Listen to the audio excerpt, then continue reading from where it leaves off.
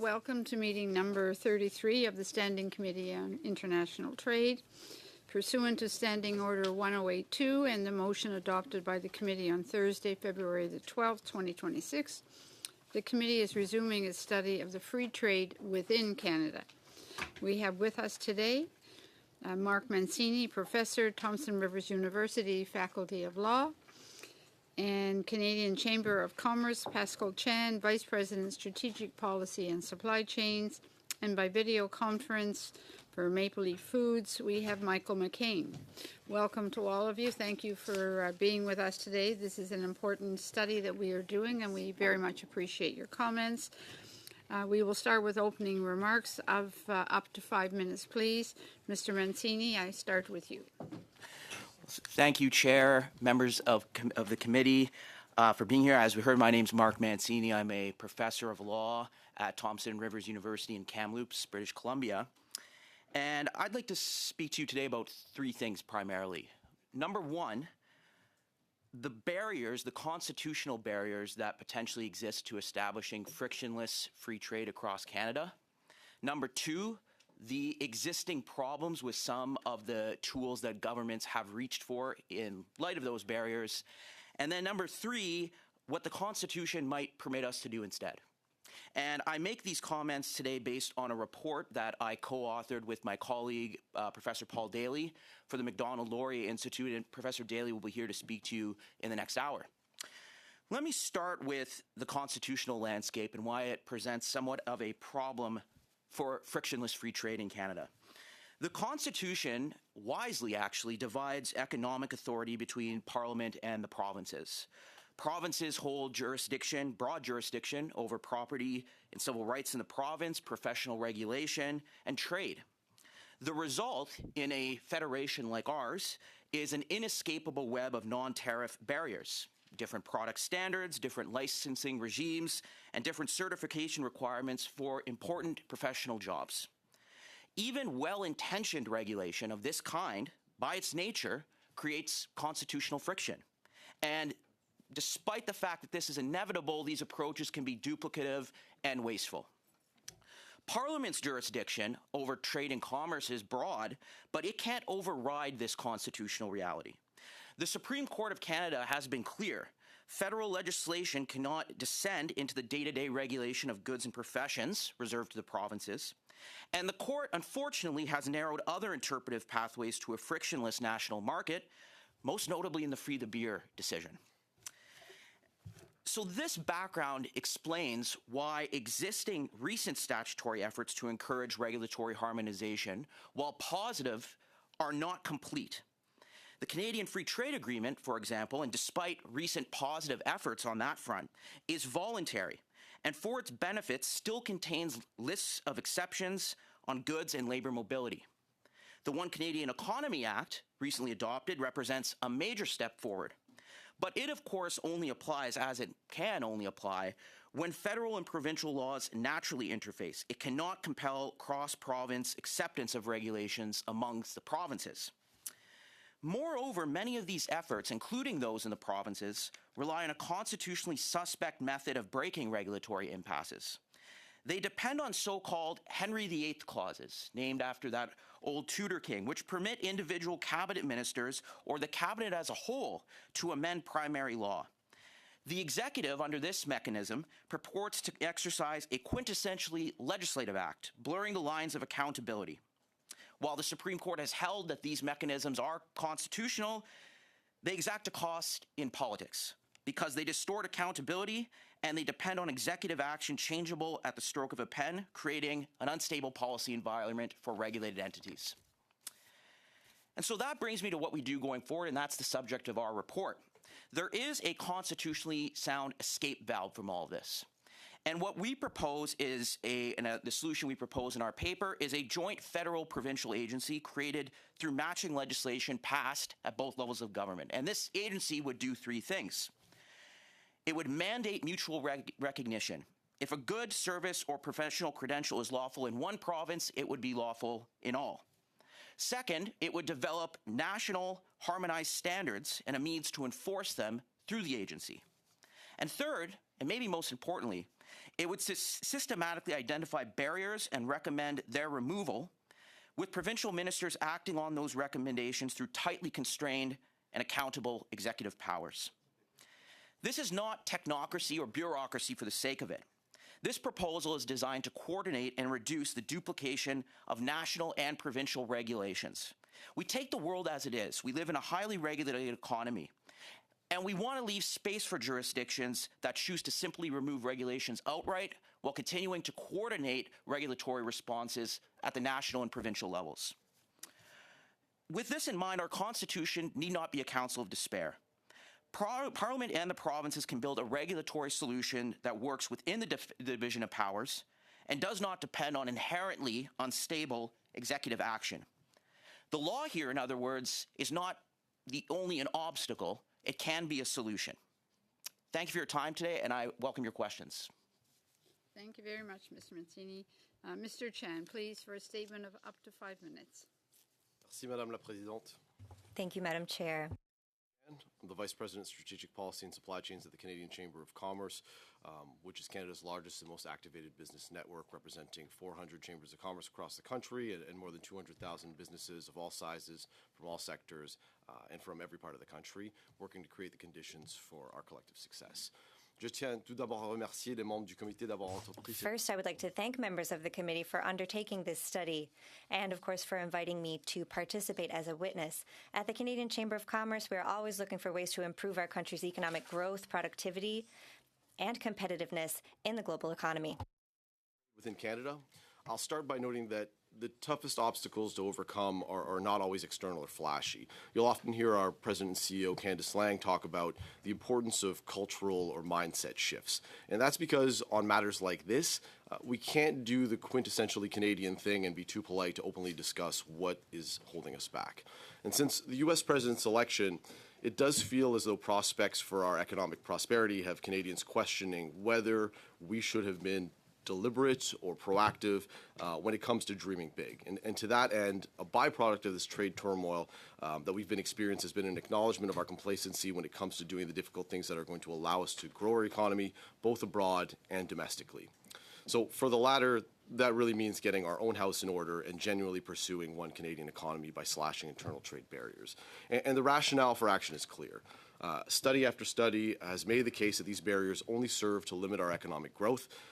In January this year, an International Monetary Fund report noted that eliminating all non-geographic policy-related barriers could raise Canada's real GDP by roughly 7% over the long run, which would have been a $210 billion boost in 2025, and that's well in line with the Government of Canada's assessment of $200 billion or $5,100 per person. It is also important to highlight the progress we have seen. For example, the appointment of a minister responsible for interprovincial trade in December 2024, the elimination of federal exemptions in the Canadian Free Trade Agreement, the introduction of Bill C-5, the signing of the Canadian Mutual Recognition Agreement on the sale of goods, the approval of the Memorandum of Understanding on interprovincial trucking, as well as the ongoing efforts to address challenges in various sectors. These are significant measures that have received strong support from the business community. With that said, the barriers to interprovincial trade did not all disappear when Bill C-5 received royal assent and certain agreements were signed. Several barriers still remain within the legislative, regulatory, and policy frameworks of the provinces and territories. These frameworks were put in place to address similar issues faced in each province, but they were developed and drafted in very different ways. Is on provinces and territories that need to do the hard work of looking inward to remove and streamline their own trade barriers. Last week, the Canadian Chamber held its first ever Future of Business Summit in Ottawa, which featured a panel of premiers discussing what they can agree on in the current moment. And they all noted that removing barriers to internal trade has to be a top priority. Our hope is that despite the progress thus far, provinces and territories do stay at the table, working towards meaningful progress. But that said, we can't just politely accept that we've come this far only to settle for good enough. So if momentum slows, we hope that the federal government should consider applying conditions on major federal transfers to provinces and territories, requiring the elimination of specific barriers to interprovincial trade and labor mobility, as noted in the 2024 Fall Economic Statement. In this moment, when geopolitical uncertainty is high and the stability of our most important trading relationship is not a given, it's critical for our provincial, territorial, and federal governments to continue the hard and valuable work in order to get the job done. Merci encore de m'avoir invité et merci. Thank you again for inviting me, and thank you for your efforts to build a prosperous nation for all Canadians. I look forward to answering your questions. Mr. McCain, please, for up to 5 minutes. Yeah, thank you, and good morning, Madam Chair and committee members. My name is Michael McCain. I'm the Executive Chair of Maple Leaf Foods, and it's a pleasure to be with you here today. I'm here to speak to you very candidly about an issue that threatens the safety of Canada's food system and the well-being of Canadian consumers.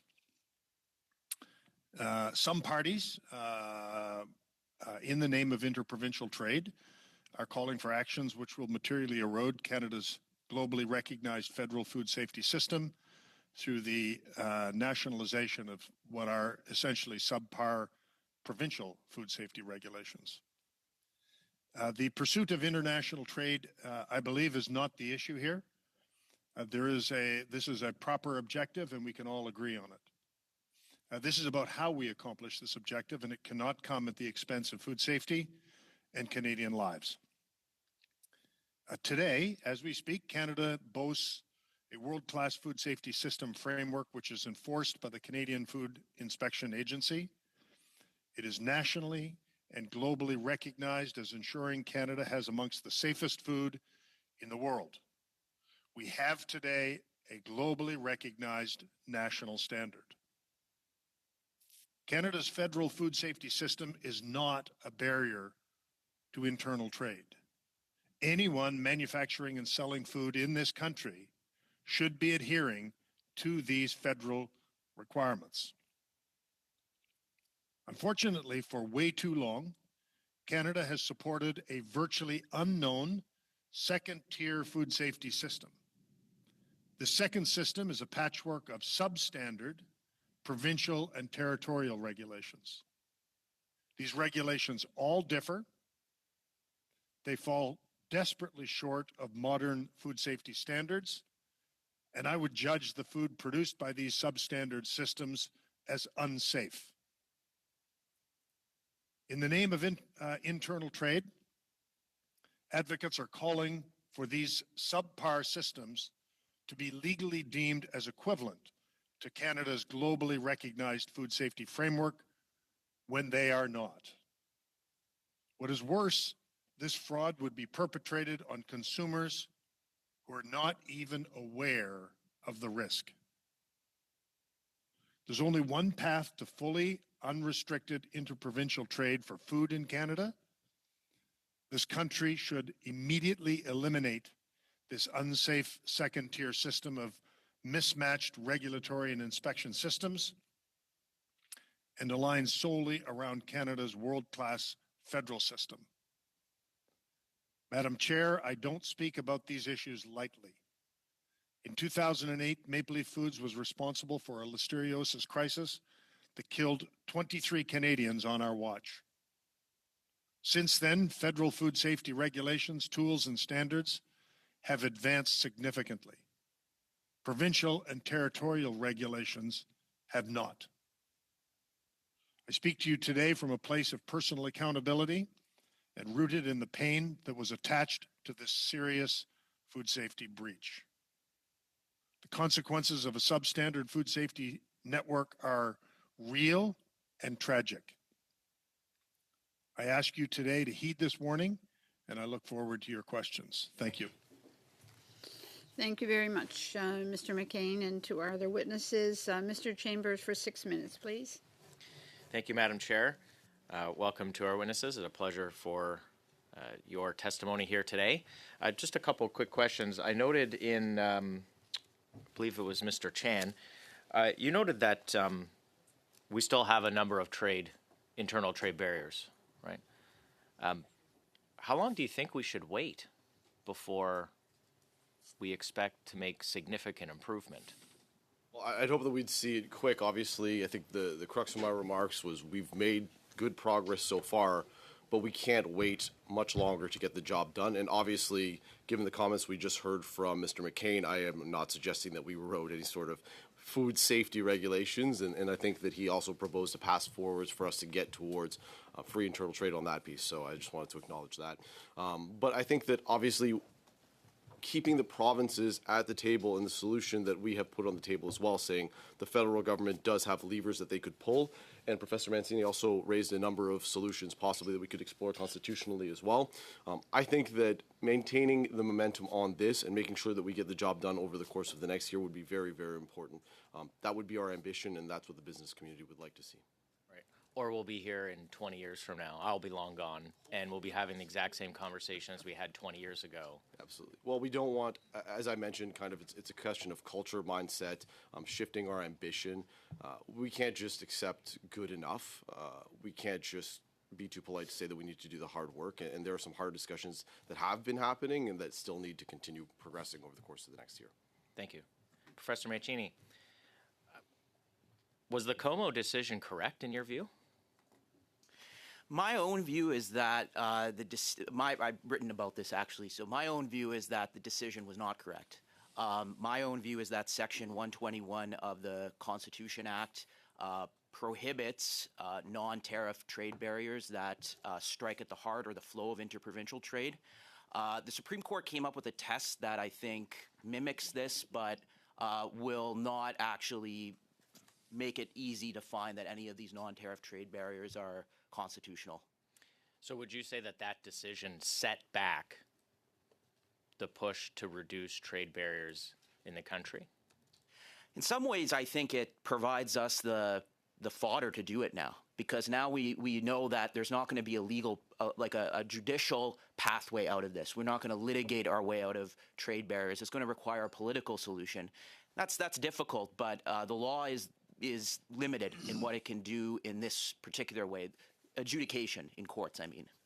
Fair enough. Are you familiar with the Court Challenges program? Yeah.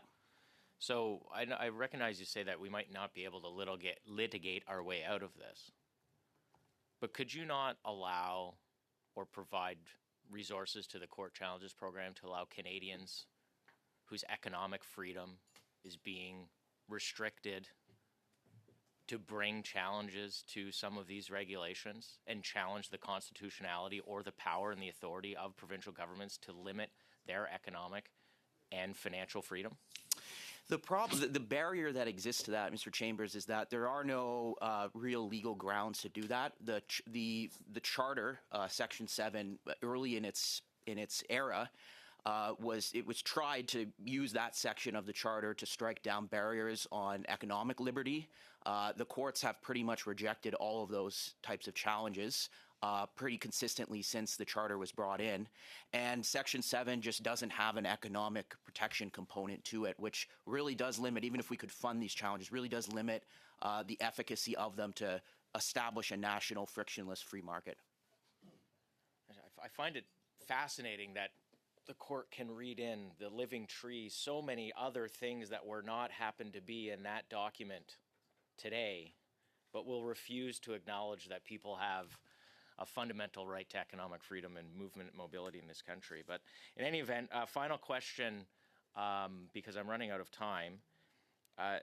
Since we've been waiting so long, don't you think the idea that we've proposed to pay and incentivize provinces to reduce their trade barriers is the only thing that's actually going to make them move? You know, we'll give provinces, the government should give provinces an upside in a payment to remove the trade barriers in order to get them to do that. Would you, either of you, recommend that? Well, we talked about using the federal transfers and the funds that they're already giving to the provinces and asking that they make progress on trade with those barriers. I mean, frankly, what we really would like to see is it not come to that and have provinces stay at the table. We know that they got together, the ministers on internal trade or responsible for internal trade from the provinces met 9 times last year as opposed to typically, I think, about once a year. And so we'd hope that progress continues. The important piece that we're trying to stress is that we not lose any of this momentum. Thank you. Mr. Mancini, do you think it's a reasonable idea? I think it's one thing among... I'm going to have to be like super quick. Thing among many. Okay, wonderful. Thank you. Mr. McCain, thank you for your testimony, and appreciate your candor here this morning. Is the path, in your view, to harmonize around a consistent federal standard that's recognized, the CFIA standards provincially? Is that what you would hope is an outcome? Yes, I think that is the win-win here. We achieve one national standard. We reduce all barriers to interprovincial trade, and consumers win. Thank you very much. Yeah. Oh, no, thank you very much. I also think it'll help us that's it. export more goods around the world with their I agree. federal standard. I agree. Thank you, sir. Mr. Fonseca, please, for 6 minutes. Well, thank you, Madam Chair, and thank you to our witnesses. I'll start where I start, and that is in Mississauga. And Mr. McCain, thank you very much for the jobs that you create in my community of Mississauga, East Cooksville. I know many of my constituents work for Maple Leaf Foods, and they're very proud of the work that they do, and thank you for that. Also knowing, as MP Chambers was just talking about the exports that Maple Leaf Foods does, I know you export to over 20 countries around the world. I wanted to ask you about internal barriers, so barriers that we have, interprovincial barriers, as compared to your export barriers. Can you shed some light on that? What it's like selling across Canada and also overseas and to the rest of the world? Well, thank you for the question. We have no barriers at Maple Leaf Foods to selling across the country. So we are exposed to no barriers to interprovincial trade in this country of any consequence because we are federally regulated and all of our plants are federally registered as and regulated by the CFIA. So the barriers are to any food enterprise that hasn't invested in producing the safe food required by the CFIA, and I would argue that, and I don't even think it's an argument. I think it's an objective truth: is that producing safe food costs money, and it's as simple as that. It costs something to produce safe food. It costs something to produce that in a food safe plant, and it operationally costs money to operate in a food safe manner. And the patchwork of interprovincial or provincial regulatory frameworks doesn't require that investment to produce safe food, and the food's not safe. And so they are restricted from in interprovincial trade. Globally, every country has its unique features in exporting, but we don't face any more or less restrictions than any other country around the world to those export requirements. Okay. Well, thank you for that. And now to Mr. Mancini, you've called internal trade barriers an existential issue. What's the single most damaging barrier today for us when it comes to this trade? I think legally one of the biggest ones is related to healthcare mobility, healthcare worker mobility. It's still something that is exempted from Canada Free Trade Agreement. It's something that strikes at the core of provincial power because provinces have the power to regulate professional responsibilities within the province. There's, of course, worries about cross-provincial recognition of a professional that's licensed in one jurisdiction but not another. But given our challenges in healthcare, in other service-providing industries, it's a major legal barrier that comes out of our division of powers. That comes out of the fact that the provinces have jurisdiction over these things. So what is the barrier with the provinces to stopping this? Why are the provinces not moving forward in allowing for this interprovincial labor mobility of our healthcare professionals? Yeah. Well, there has been some positive movement. Mr. Chan mentioned a few things, and so it's important. I think we recognize the positives. But I think another one thing to keep in mind here is that these sorts of barriers aren't necessarily protectionist, and they're not necessarily designed to restrict the flow of people across provincial borders. This is just a natural thing that happens in a complicated country like ours, where provinces have different rules governing different trades. this is just to be expected. Really, what we're asking here is a method to coordinate these regulatory schemes and establish equivalency. See that you've mentioned that you would like to see created, and having everybody at the table and working through these barriers. That would be the idea. Yeah. Okay, great. And to Mr. Chan, I just wanted to. So, what would be the fastest win for governments today? Like, what can we move on quickly, expeditiously?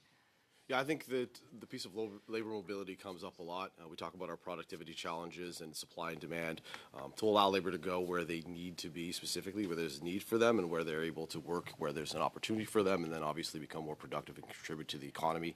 I think the regulatory piece more generally is something that's trying to be addressed through Bill C-5 specifically. Basically, regulations make it hard for SMEs to grow, expand, and create Canadian competitive intensity that's going to help productivity. So if you're what we hear from businesses, if you're trying to operate across provincial and territorial borders in Canada, it's this complex, ever-changing web of that's difficult to navigate, and some businesses will hire additional staff to help them deal with that and work through the cross-border issues, whereas some businesses do their best, but they're not able to keep up with kind of the different requirements, and others will decide it's not worth the hassle and not decide to expand into specific provinces. So obviously, that's difficult, and if they are looking to sell internationally rather than to other provinces, that creates some of the created tariff effect internally. It's not an actual tariff, but it acts as a tariff in a lot of situations. Yeah, and I don't know if any of you have done any work on the EU and how the EU came together and how they were able to address many of the barriers that they would have had between their different states, countries. Mr. Mancini? Yeah, our report begins with a bit of a vignette of how a delivery would work in the EU, and it's just a different world there. My colleague, who's going to be coming up, Professor Daly, next hour, knows quite a bit about this. But we can contrast that with our situation in Canada. Okay. Thank you very much. On to Mr. Savard-Tremblay, please, for 6 minutes. Bonjour, merci Madame la Présidente. Good morning. Thank you, Madam Chair. Thank you to all of our witnesses for their presentations, which unfortunately I was unable to hear, but my colleague did update me on them. So I'll begin with you, Mr. Mancini. So your organization this agency would respect the different rules in the provinces and the federal government, but it would also be limiting, so it would respect the authorities of each entity. These are not necessarily easy to reconcile, these two aspects. In the case of Quebec, as you know, we have a unique model. And in my opinion, one of the problems is that when we talk about barriers, unfortunately, it's often the fact that it is difficult, very difficult. For example, free trade already exists. So how do we continue to increase productivity but also respect regulations? Well, that's really the crux of the problem. We live in a very complicated country with provincial powers, and we have to come up with a way to do both things at once. Limit trade barriers, respect provincial boundaries. Our proposal, that what we've brought forward here, I think is the closest that we can come to a wholly national solution, and it respects provincial autonomy still in a number of ways. Number one, there would be no impetus for a province to have to join our regime. That would be an exercise of its own provincial jurisdiction. Regulations adopted by the agency could be implemented or would be implemented by provincial ministers and subject to negative resolution procedures in the provincial legislature. The idea here is that while there would be a national agency that could issue binding determinations that, for example, a product is equivalent in both jurisdictions, the provinces would still have meaningful legislative authority over accepting those sorts of things. And we can't do away with that under our Constitution. Et donc, si on laisse la province, elle est où la contrainte, finalement? So if you let the province accept or refuse, then where does the limitation come in?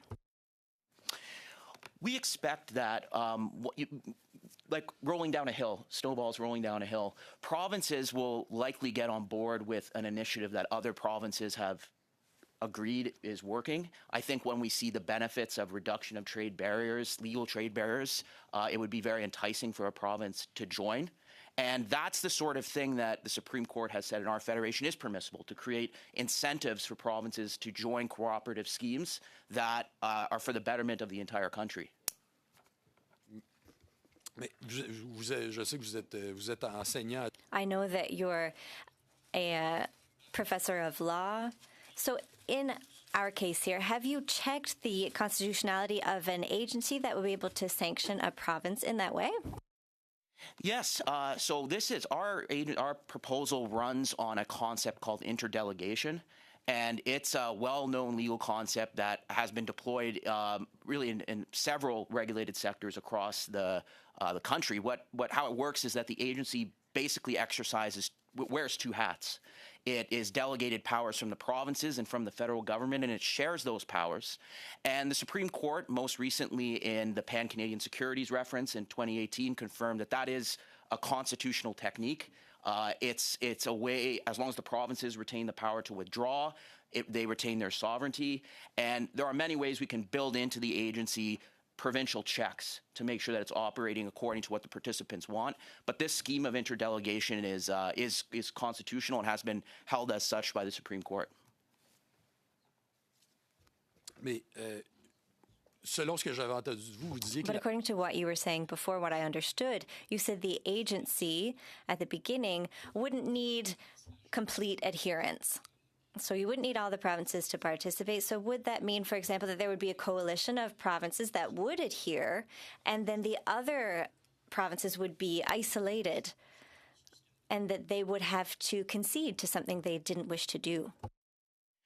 The other provinces, the only compulsion to join the scheme would be a practical incentive that it might be in their best interest to join the rest of the group, so to speak. But there are other techniques, other things that the provinces that say don't want to join could do. They could continue to develop voluntary MOUs between them. That's something that we're already seeing. They could reduce their own trade barriers on their own, of their own accord, without having the compulsion of the agency. The provinces aren't left without powers. In that case, the only practical compulsion is that it might be good to join the rest of the group. j'en comprenais que je n'avais plus de temps. I didn't think I had any time left, but in 30 seconds.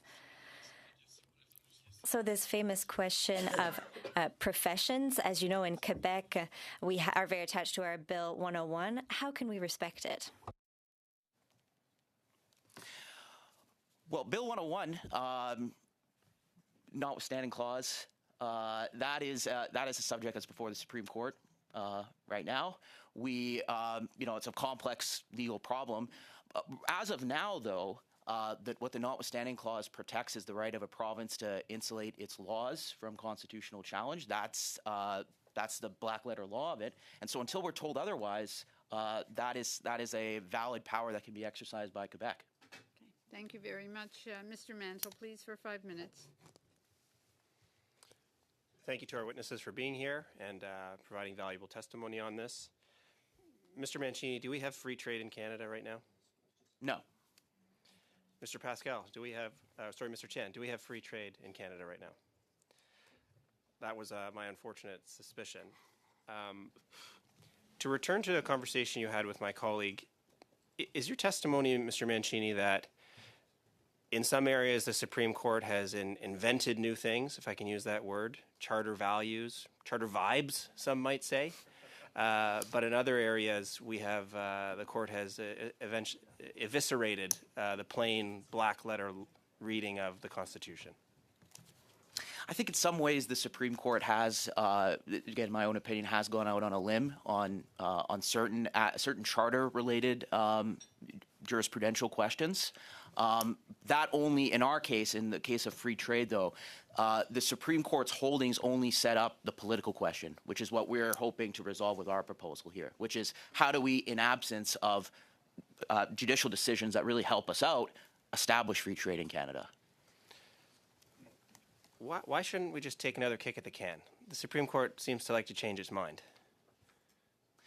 I think this particular problem that we're dealing with here is just not susceptible to being solved by litigation. Constitutional litigation, it just traditionally involves two parties. We have a lot of interveners maybe, but it's not a legislature. It's not a parliamentary committee. Judges are restricted, should be restricted by their office. Parliamentarians have many more resources at their disposal, and this is the kind of problem, cross-jurisdictional problem, that is just very hard to solve through normal litigation, even charter litigation. Returning to Section 92:10, I think, of the Constitution, interprovincial undertakings.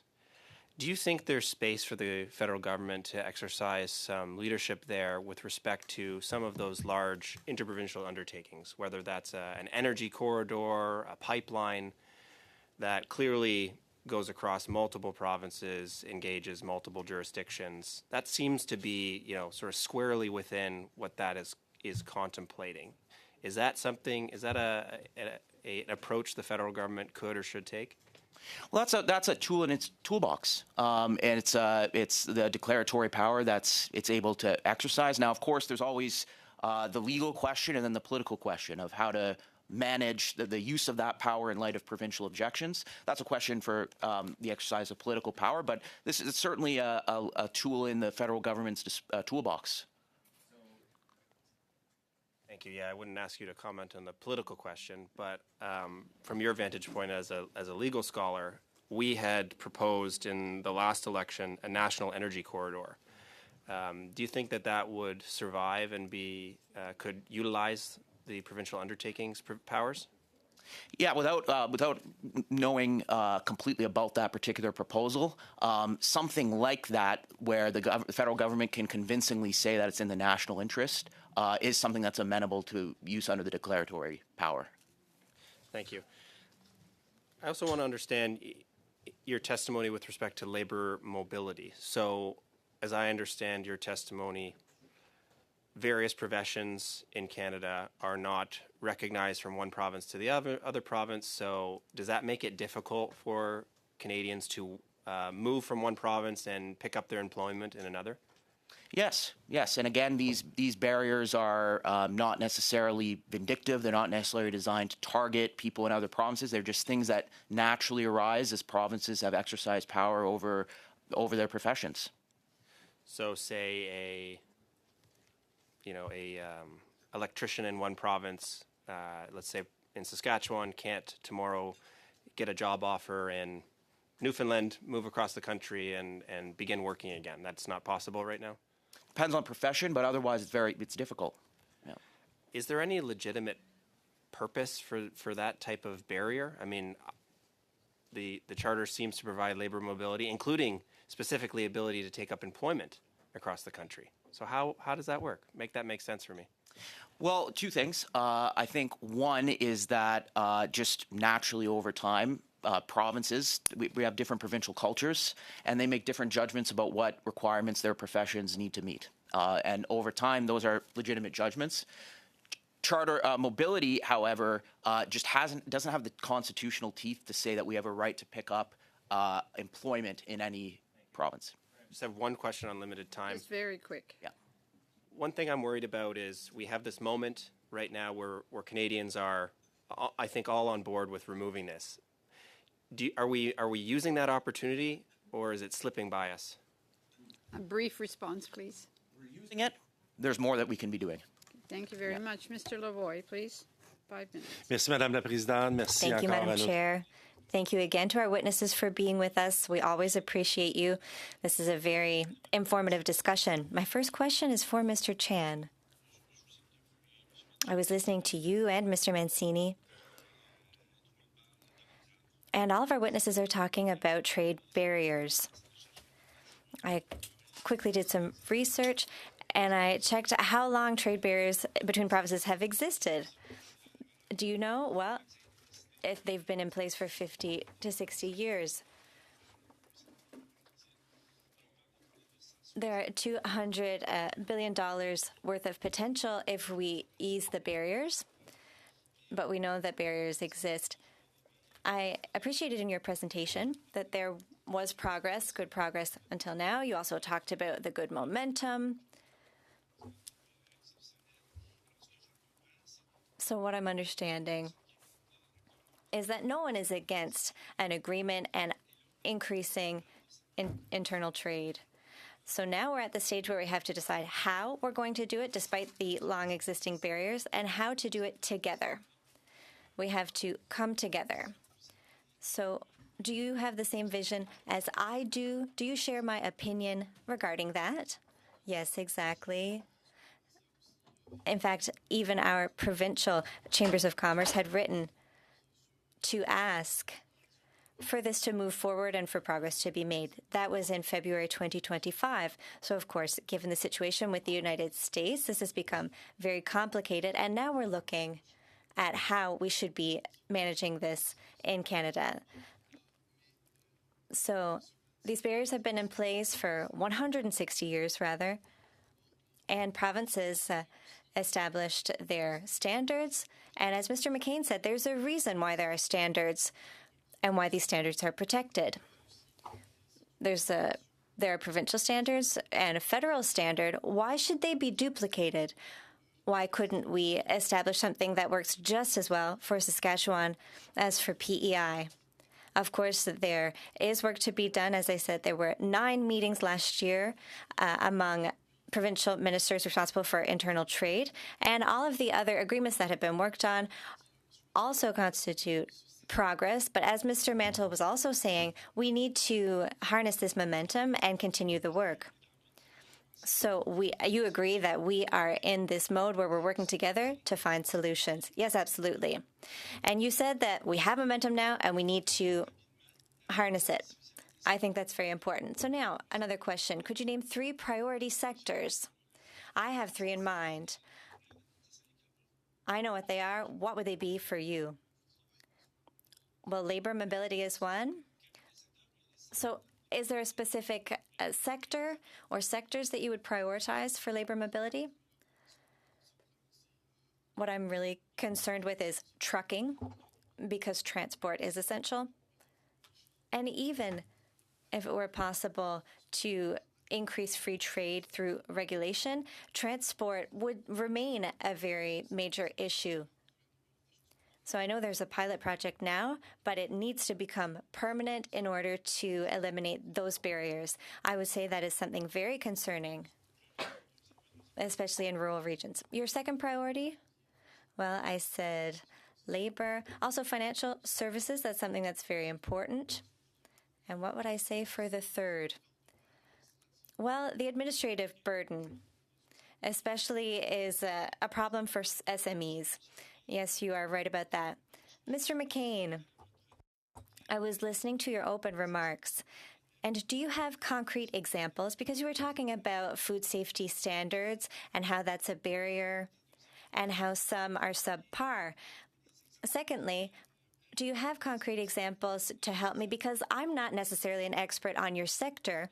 So to help me understand, could you give me concrete examples of problems around food safety standards?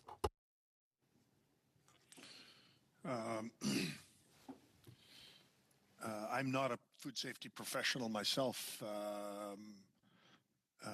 but I know what acceptable food safety standards are and what they look like and how they operationally show up in a manufacturing facility.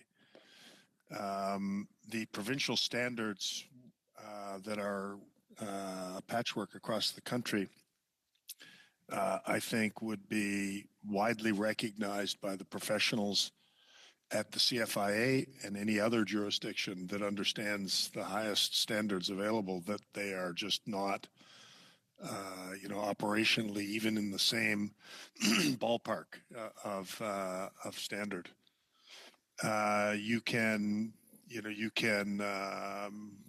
I think, as a non-industry participant, walk through a federally inspected site like all of the Maple Leaf plants or any of the others, and what you would witness is a level of almost surgical cleanliness, and then walk through a facility that is provincially inspected, and I think you'd very easily, as a layman, come to the conclusion that there is a radical difference in the standards of care that are applied in those facilities, and I think that that difference is visible even to the naked eye.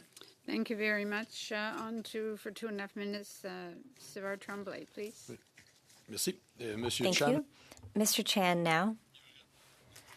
So there's a 2025 report on the HSC Montreal Centre for Prosperity regarding trade, and it says that when businesses decide to not participate in interprovincial trade, it talks about what motivates their decisions, and we see that 8.6% of those businesses that do not participate because of the barriers, less than 1% say that regulation is the main barrier stopping them from participating in interprovincial trade, but they say that geographic distance is the major obstacle for them.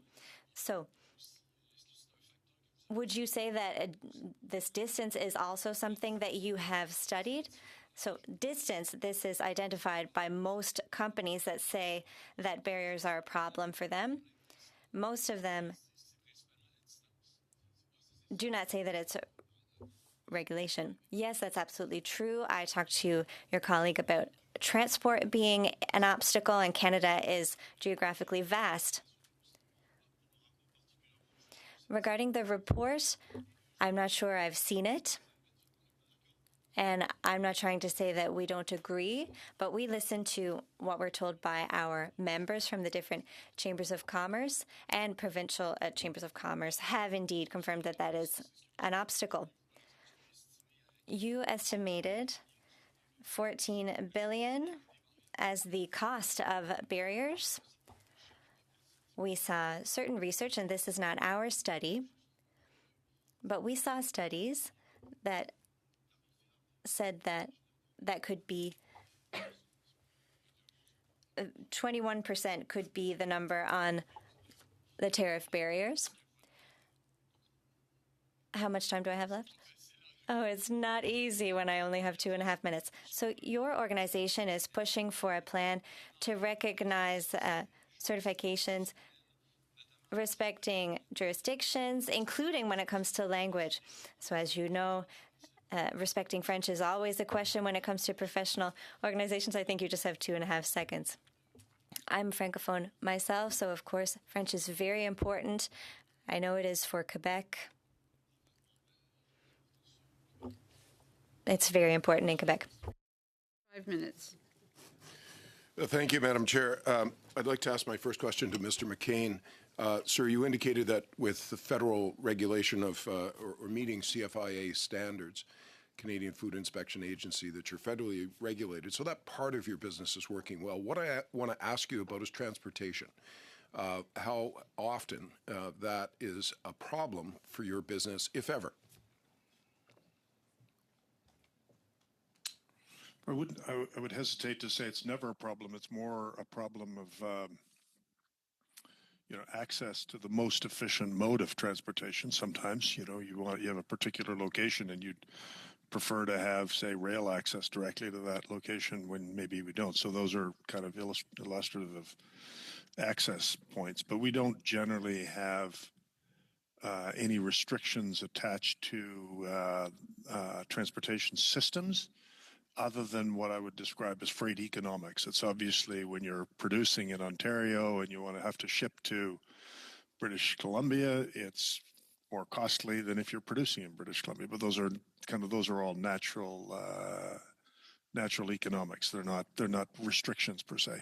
Fair enough. I'm just wondering whether whether there's room for improvement in our national transportation network, and in particular, whether there are things the federal government could be doing that would result in benefit to your business. Well, I'm absolutely certain the answer to that is yes. It's I don't think that anything's optimized, but it's not a material impairment to our ability to achieve national distribution of our food products. That, gentlemen, I want to ask you, Mr. Chan. I think you mentioned that interprovincial or provincial ministers responsible for interprovincial trade really upped tempo with respect to meetings. And what I want to get at is why there's all the talk and so little result. Is it a question of time and resources? Are we not talking about some of the underlying business realities? And specifically by that, I mean that with a long-standing network of different provincial regulation, businesses react accordingly, right, to the environment that they operate in. Is it going to take more time to dismantle and allow businesses to make adjustments to a harmonized regulatory framework? Is that the real issue, or are we just not spending enough time and effort to harmonize more interprovincial regulation? Yeah, sure, absolutely. And I'd be happy to have comment from both I of you. appreciate it. So first of all, the meetings have been important, and I do want to give credit where credit is due, especially the provinces. I mentioned our provincial chambers had stepped up and wrote to the Premier saying they wanted to see actions. They saw more meetings. We have seen memorandums of understanding signed between provinces. We saw the signing of the Canadian Mutual Recognition Agreement. All these things are steps in the right direction, and we hope to see more of it. But yes, obviously the provincial patchwork, as Mr. Lavoie had mentioned, it's been 160 years of trade barriers across provinces, and when you layer up these issues to try to protect, interests in your own provinces, it's going to take a lot of time to untangle that. I'm very encouraged by the momentum, but saying that again, we've got that momentum now. We can't let it slip through our fingers. Mr. Bensey? I just think it's a wicked tough problem, and it's as Mr. Chan said, it's we've got a knot here of years and years of built-up regulations duplicated across the provinces. We have a political impetus now that didn't once exist, but we're discovering it's hard to unravel that knot, and it's just going to take some time. Again, the efforts have been, I think, productive and helpful, but it's more to be done. Yeah. Fair enough, and that's exactly what I want to get at. It can be difficult. It's not a take a pill and everything is fine situation. Frequently in life, that's the case. Thus, how do we measure progress and make sure we're not just having great meetings and conferences and more talk without actually getting any results? Could either of you point to an example of where it's gone well? And I'm thinking about things like labor mobility and accreditation. I'm thinking about transport and harmonizing standards so that there's freer movement of commercial shipping across our country. Is there an area that provides a good model for us right now? I'll take this first. Of course, at the Canadian Chamber, we have the Business Data Lab that looks at kind of real-time business statistics and runs the Canadian Survey on Business Conditions with Stats Canada. With that, we're hoping that we'll be able to track it, but in some things, like, for example, Bill C-5, the passing came into effect just in January. We just don't have the sample size to give you a good answer. We will be tracking this closely, and we hope that maybe by Q3, Q4, we'll have some real tangible data to show you that this has or hasn't been working, and if it hasn't, what needs to change. Excellent. Thank you. Thank you very much. Madame Lapointe. La présidente, bienvenue, messieurs. Thank you, Madam Chair. Welcome to you, Mr. McCain. Mr. Chan and Mr. Mancini. I'll start with a question for you, Mr. Mancini. You were talking earlier about your agency. If we were to resolve all of the barriers, would you establish a time limit with your agency that you would estimate to eliminate all those trade barriers between provincial and federal trade? Yeah, I think our proposal is that the agency would remain on the books to maintain the removal of the barriers, and especially on the topic of mutual recognition, because there could be always new changes in provincial regulatory laws that make one province different than another, and then the agency would be asked to adjudicate, okay, can we establish equivalency on these goods, or do we need a harmonized rule? So the agency would always be there to monitor the implementation of these barriers, of the removal of them. Merci. Par rapport, on parle de la mobilité. Thank you. We talk about labor mobility lots when it concerns construction. Construction codes can be different between different provinces and territories. Is that something that you or Mr. Chan would need to look at? Yes. And that's not just a matter of interprovincial trade.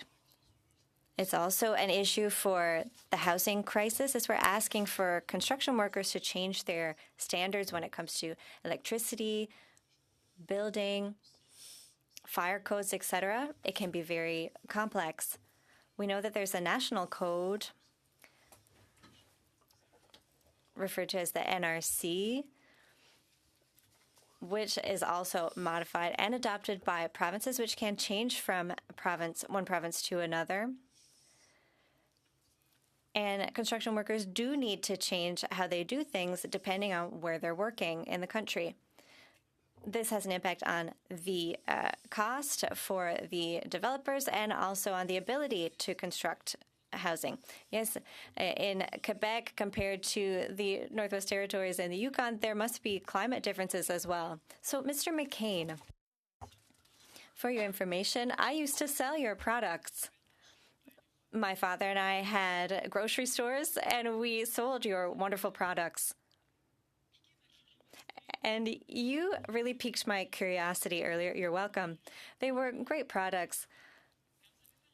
So when you were referring to the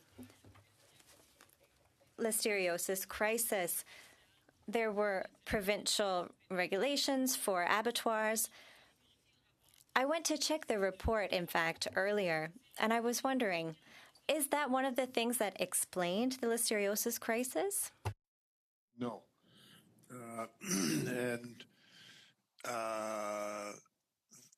The reason that's true is because the two things have changed since then. The first is the federal regulatory framework has been elevated.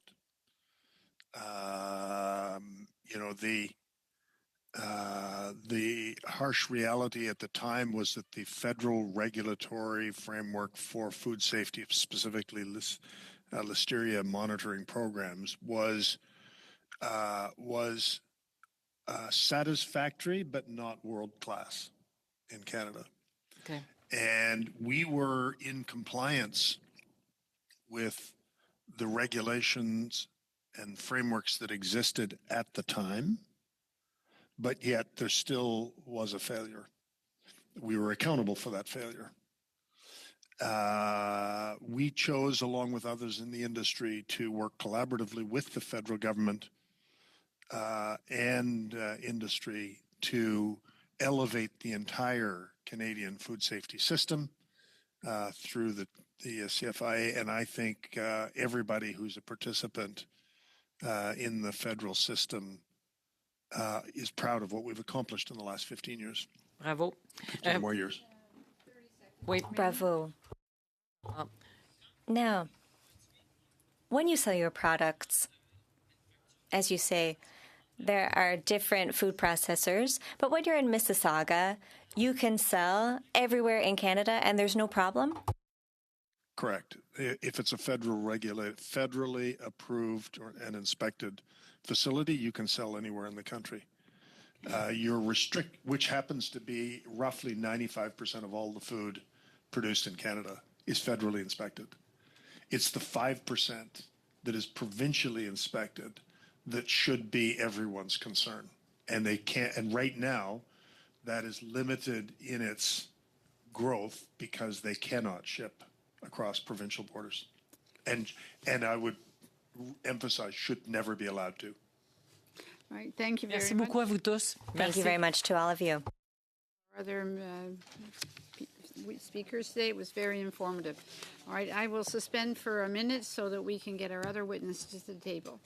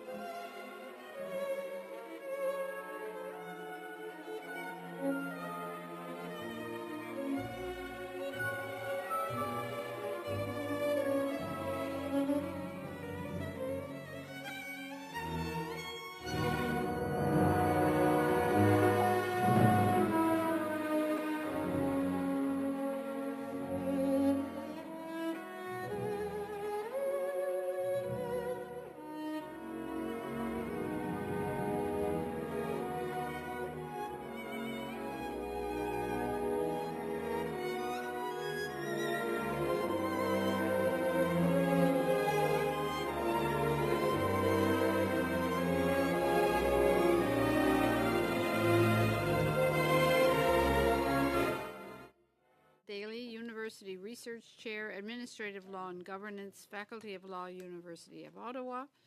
And from Canadian Construction Association, Roderick Gilbert, the President. And from the Canada West Foundation, Charles Deland, Vice President, Research by Video Conference. Welcome to you all. Mr. Daly, I invite you to make opening remarks of up to 5 minutes, please. Merci, Madame la Présidente et les membres du comité. Thank you, Madam Chair and committee members. University of Ottawa, and I'm appearing in a personal capacity. Make a simple claim. Canada is not, in any meaningful sense, a single economic market, and that is a problem that we have the tools and, I would say, the responsibility to fix. Across this country, goods, services, workers, and capital still encounter barriers at provincial borders. A product lawfully sold in one province may not be sold in another. A qualified professional may not be able to practice across a provincial line without recertification. Firms that can compete globally are often tripped up domestically. These are not marginal frictions, they are structural constraints on productivity, growth, and resilience. At a time when Canada faces external economic uncertainty, we are still leaving enormous gains unrealised within our own borders. The question is not whether internal trade matters, it's how to achieve it. The paper I wrote with Professor Mancini makes a legal point, sometimes overlooked in public debate, that there is no simple unilateral solution. But this is not a counsel of despair, it is a clarification of where the opportunity lies. The Constitution allows something more powerful than federal unilateralism, that is, cooperation. Parliament and the provinces acting together can build institutions capable of delivering genuine economic integration through shared administrative bodies, mutual recognition regimes, and regulatory harmonisation. In other words, the path forward is not federal imposition, but joint construction. And that brings me to a broader point I want to emphasise this afternoon. This is not a project that belongs to one party, one ideology, or one region. Properly understood, it speaks to the deepest commitments of all of them. For those on the government side, this is a nation-building project. Confederation was not only a political union, it was meant to be an economic one. Completing the internal market is, in a very real sense, completing the work of building Canada. For Conservatives, this is a project of economic liberty. Internal trade barriers are government-imposed restrictions on the ability of Canadians to work, to trade, and to compete. Removing them is not deregulation for its own sake, it is the restoration of freedom within the constitutional order. For New Democrats or Greens, this is about fairness and opportunity. For workers who cannot move, small businesses that cannot scale, and consumers who pay higher prices.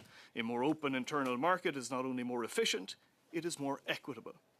Et pour les membres du Bloc québécois, il And existe for une longue... members of the Bloc québécois, there is a long tradition of support for free trade, both internationally and within Canada. Ensuring that Quebec's producers, workers, and entrepreneurs can access markets across the country on fair terms is entirely consistent with that tradition. Genuine possibility of common ground. Our proposal is deliberately pragmatic. We suggest the creation of a joint framework and administrative body empowered within clear limits to require mutual recognition where possible, develop harmonised standards where necessary, and identify and remove unjustified barriers.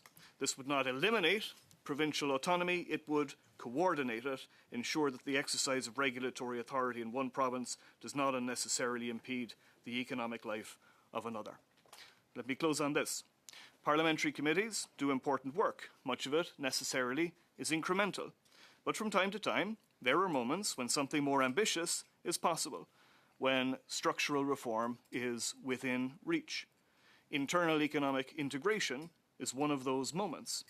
If progress is made here, meaningful steps toward a genuinely open Canadian market, this will be remembered as a significant act of national renewal that strengthened unity, expanded liberty, and improved the everyday economic lives of Canadians. That is an opportunity that lies in no small part with you. Thank you very much. Thank you, Mr. Dunn. Mr. Gilbert, please. Good afternoon, Madam Chair, member of the committee. My name is Rodrigue Gilbert. I'm the president of the Canadian Construction Association, representing over 18,000 construction firms from across Canada involved in building and maintaining Canada's institutional, commercial, industrial, civil, and multi-residential infrastructure. I'd like to thank you for this opportunity to raise some key issues facing our industry with respect to free trade within Canada. The industry employs over 1.6 million Canadians and is responsible for nearly 170 billion in economic activity annually, representing 73% of the country's GDP. Construction, as you know, is a highly complex ecosystem of small and medium to large businesses. A typical project brings together dozens of subcontractors that companies must coordinate across jurisdiction, timelines, and regulatory frameworks to deliver a single asset. Many of our members already operate across provincial and territorial boundaries. Projects may take them to major urban centers or remote and northern regions. Either way, firm must routinely mobilize workers, equipment, and material across Canada. This is challenging when productivity is undermined by a patchwork of rules and requirements just to get qualified workers and material to sites. For construction, internal trade barriers are felt immediately and on every project.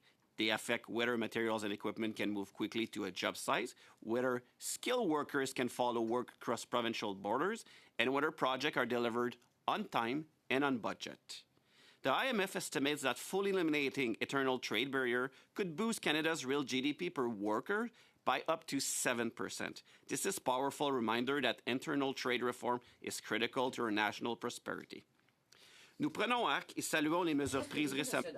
We acknowledge and welcome the recent measures taken by the federal government. The Canada Free Trade and Labour Mobility Act, which came into effect on January 1st, 2026, along with the removal of the 53 federal exceptions under the Canadian Free Trade Agreement, are positive steps. These measures improve access to federal public markets and the day-to-day reality of the construction sector, particularly regarding the transport of equipment, materials, etc. Costly. Shipping within Canada can cost 3 times more than it would be between Canada and the U.S. It highlights the need for a national strategy that goes beyond strengthening our access to international markets. The Trade Diversification Corridor Fund is a positive step, but delivering results will require a comprehensive Canada trade infrastructure plan to better integrate our trade gateways and align jurisdiction and transportation network. Moving equipment and labor between provinces is also costly and complex. Provinces control highway use permission, requiring separate oversize and overweight permits for commercial vehicles. Truck inspection are also not automatically recognized across jurisdiction, and contractor must repeatedly comply with different inspection, insurance, licensing, and safety certification, even if they meet comparable standards in other provinces. Construction depends on labor, but the movement of labor is severely restricted. Workers are regulated at the provincial and territorial level, creating barriers tied to licensing and apprenticeship. Red Seal workers are allowed free mobility, but only cover 54 trades, and not all provinces participate in the program. Training and apprenticeship also do not transfer easily between jurisdictions. On top of this, Canada has 14 separate occupational health and safety frameworks, adding another level to complexity. Mr. Gilbert, can you just hold on for 1 minute? Yes. I think we have a translation problem.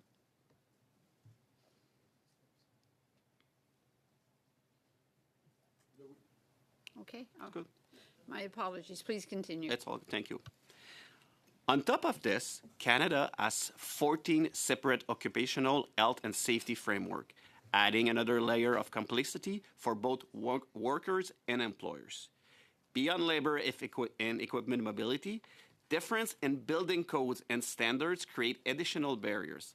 Although national model building codes exist, interpretation and acceptance of product vary widely. This fragmentation limits economies of scale, slows innovation, and contributes to low productivity growth in construction.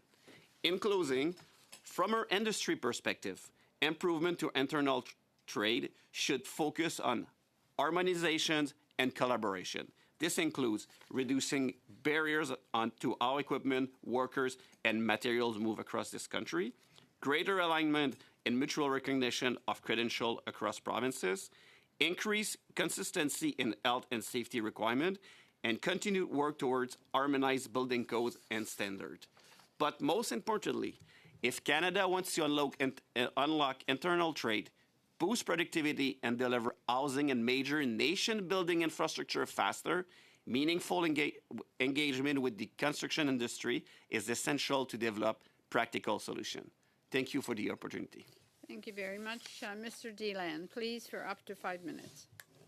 Thank you, Madam Chair. Good afternoon. I represent the Canada West Foundation, and we are grateful for the opportunity to speak to this committee.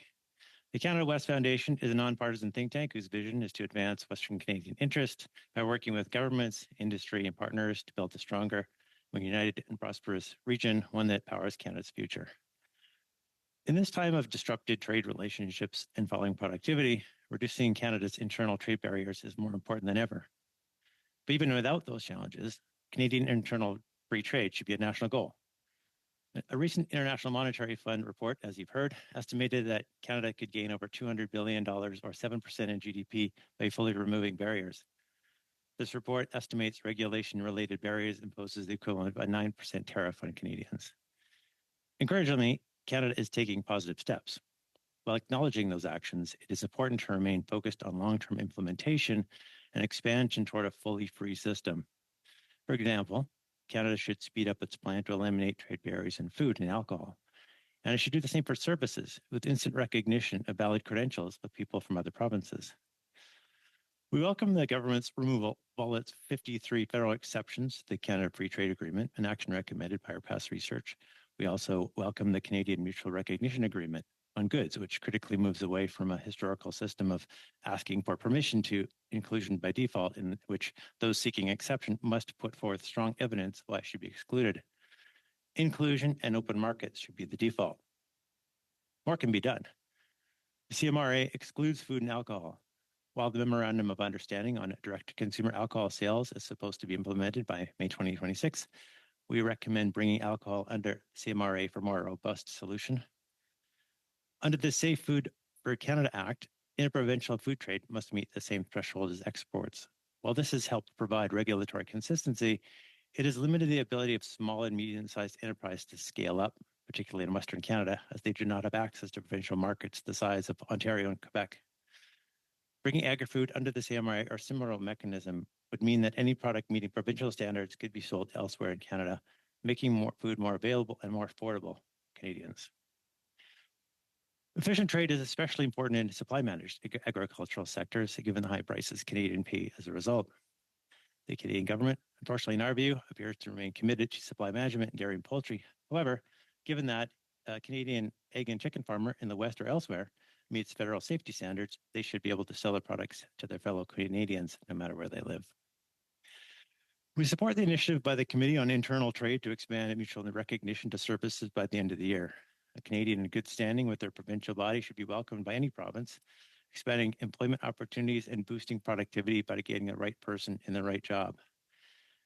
While the momentum is now strong, it needs to be sustained. The Canada West Foundation has previously called for an independent, federally funded internal trade bureau to collect data, update the public on progress, identify and investigate where regulations are more strict than they should be. This bureau would serve as a means to promote internal trade, much like the Competition Bureau does. Finally, Canadian companies need to be able to effectively move their products and materials to those who wish to buy them, whether it's Saskatchewan farmers selling wheat to industrial bread producers in Ontario, or a Nova Scotia tire maker selling to a Belgian driver. This makes making smart and strategic investments in trade infrastructure. Our research has previously recommended bringing the federal government and provinces together to develop a national trade infrastructure plan. Such a strategy could better define Canada's national trade corridors, establish clear criteria for potential projects of national significance, and engage the private sector in identifying opportunities for cooperation. Reducing Canada's internal trade barriers will result in a significant tax cut, boosting Canadian household incomes by thousands of dollars each year. Thank you for your time. Welcome your questions. Thank you very much. Mr. McKenzie, for 6 minutes, please. Thank you, Madam Chair. Mr. Deland, I'm wondering if the Canada West Foundation, perhaps yourself, are feeling that everybody has finally come to the party that you all called back in 2019. A report tabled by the Canada West Foundation in that time identified 5 barriers. You've touched on several of them today. One of them identified back in 2019 was a lack of political will around this issue. Have we finally got the effort underway now? It seems like there's good momentum, and I think this is echoed by some of the other folks. I think there's good momentum. In fact, there's been a lot of movement, which is encouraging, and we welcome it. We feel the need is now implementation and follow through to make sure this is all in place. Specifically on that point, something called the Major Projects Office was created very early last year, mid last year, for the purpose of facilitating major projects. Do you have a view as to its effectiveness to date? Well, I would say it's still ramping up from what I understand. I don't have a deep knowledge of exactly how it's working. It's doing its business as far as I understand. We're hopeful that it will do what it aims to do in terms of getting faster approvals for major projects. So that's where I'll leave it for now. Mr. Deland, my riding is in Calgary, Alberta, and not just within my riding, but within all of, not just the province of Alberta, but indeed the Western provinces, make Canada a global energy producer and exporter, particularly of crude oil. Do you have a view on the prospects for an additional export pipeline to the west coast of Canada? Well, I know that talks are underway, and there's a memorandum of understanding, obviously, between Alberta and the federal government. I feel as long as we can reduce the barriers and the private sector can do its work and they have clarity on the regulations for a very long, multi-decade period of time, I see no reason why Canada shouldn't be able to take its place in the world. Would you share my view that if the regulatory framework is simply hospitable to the prospect of an additional export pipeline, that private industry will step in and take it from there? Yes, that's generally my view.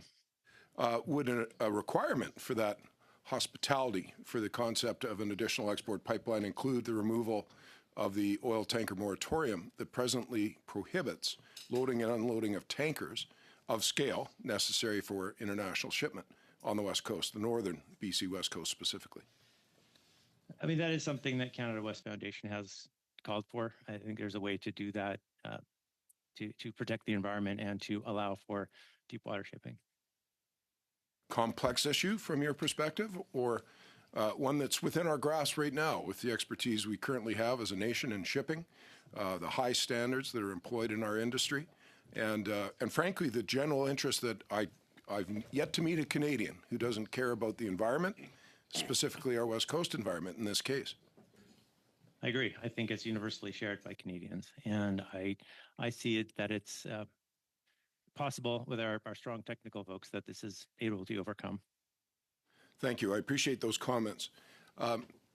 Mr. Daly, the question around an agency, I wonder about its possible depth. Could it be the agency that collects that data and provides a knowledge base for provinces as a resource in order to identify and eliminate barriers, make recommendations, but also provide the information and the data that's required to make sound decisions? Absolutely. I think it's much more important that this agency have the power to bind. That is essential. Be that mutual recognition, so the electrician who's changing a light bulb in Saskatchewan can go to Ontario and change a light bulb, that they can do that, and if Ontario turns them back, they can get a remedy from this agency. That is critical. If it has to be harmonized standards, I do want to observe that Mr. McCain spoke about mutual recognition, but there are two mechanisms for ensuring free trade. It's not just mutual recognition, it's also harmonization is a possibility. So you don't necessarily have to have a race to the bottom. But across all these areas, information, knowledge, expertise is absolutely crucial, and it should be shared not just with the provinces, but also with the public. These are important matters of public debate. But absolutely, what you should have is an agency with expertise, which is publicly available and accessible. That is absolutely fundamentally important, along with that power to bind.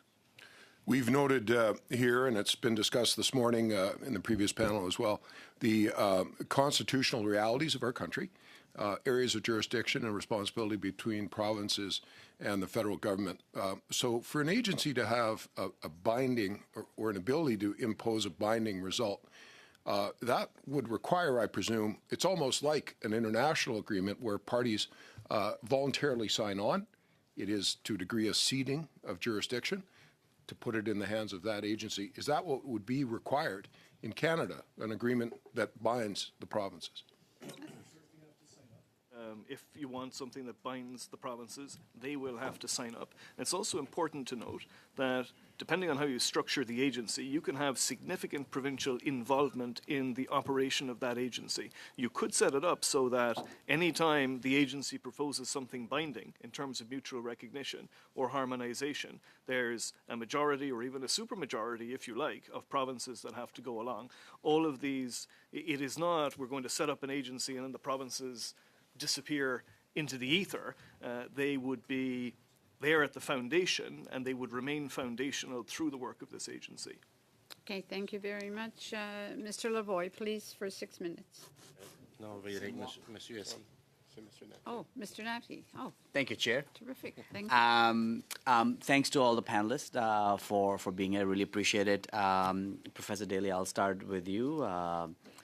You teach at University of Ottawa, my alma mater. I had the honor of teaching there as well, so good to see some important local expertise here.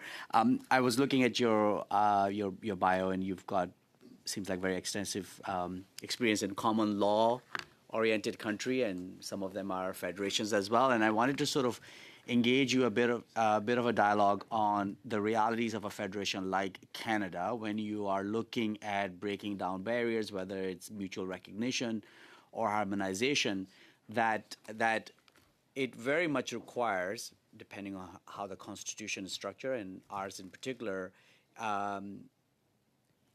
a very sophisticated level of coordination and understanding between the federal government and provinces and territories. In other words, unilaterally, you have very limited capacity and power to do that. Would you like to elaborate on that, please? I mean, as you can tell from the accent, I'm Canadian and I live in Ottawa, but I'm not. I didn't grow up here. I grew up in Ireland in the European Union, and I can still remember. I mean, within my lifetime, within Europe, on the island of Ireland and on the continent, trading posts, customs, actual trading barriers, and they're all gone. And they were systematically dismantled after the Treaty of Maastricht and through the Treaty on European Union and various other treaties, because there was significant political will to do it across the European Union, but also because there's understanding that what you need are legal tools like mutual recognition and regulatory harmonization. These are the things that allow people, services, goods, and capital to move across borders. And you do need, I spoke to provincial buy-in and provincial participation, and in a federation it's always critical that there's involvement at all levels by all the players, but there does have to be that central power to bind in order for any of this to be effective. Proceeding, as Canada has done heretofore, on the basis of goodwill and free trade agreements that are non-binding will be insufficient. Now, all that said, if you have, as in European Union, for example, one of the core principles of the European Union is subsidiarity, that decision-making authority should be exercised at the lowest possible level where possible.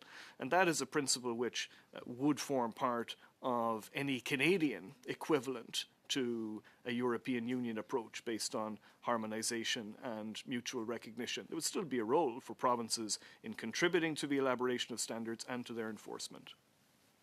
So I appreciate your answer, and you cited the example of European Union, but all those treaties were a result of extensive negotiations and agreement. I don't recall, and my knowledge may be limited compared to yours, that there were unilateral decisions being made by one or two states within the European Union with the hopes that others may join.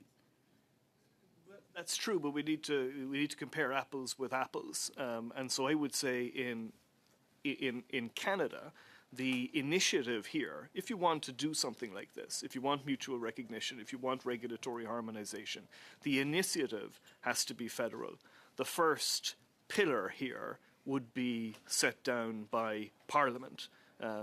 Yes, in negotiation, yes, in partnership, but fundamentally the first step is for Parliament to act. If Parliament doesn't act, we're never going to get an integrated regime. So your suggestion is, just so that I'm absolutely clear, is that the federal government, through the power of the Parliament, create such an agency with the hopes that the other provinces and territories may join and give actual power necessary to be able to do the coordination, whether it's harmonization or mutual recognition. Yeah, and that's something like that was what the Supreme Court was considering in the Pan-Canadian Securities Reference, a national securities regulator. There was kind of planning and buy-in already from several provinces when that had come before the court, and so I would expect that Parliament there'd be some buy-in from the provinces. You're not just going to go off on your own, but fundamentally, Parliament is a key player in moving forward with a scheme like this. Yeah, intellectually, I get what you're saying from the legal perspective. I think I'm struggling from the political variables that exist within our federation for something like that, to say it colloquially, to fly within the Canadian Federation. The enemy of the good is what I would retort with.